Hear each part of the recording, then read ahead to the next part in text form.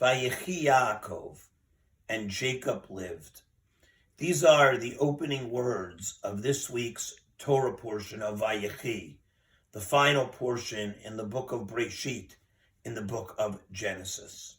Now, what's interesting about Vayechi Yaakov and Jacob lived is that the Torah portion itself actually discusses the death of Jacob. And one of the things that I think we learn, because those words are used, is that, in fact, it's not the death that's important, but it's really the life.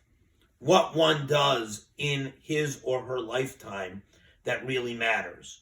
What was important was not the death of Jacob, was the life of Jacob. And as we read this Torah portion, we find out that Jacob talks to every one of his children, and he gives them a message. And that message is known as an ethical will. Not a will about one's property, but a will about one's values, about one's teachings. Some of the items that Jacob talks about are positive, and some are negative.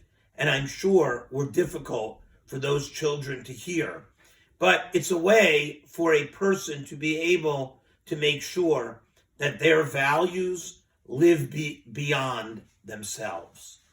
So as one prepares a regular will to deal with one's possessions, should also think about an ethical will, a will that will transmit our values to future generations.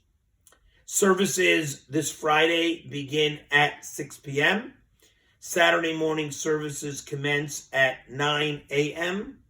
Havdalah on Zoom at 5:40 p.m. Shabbat Shalom.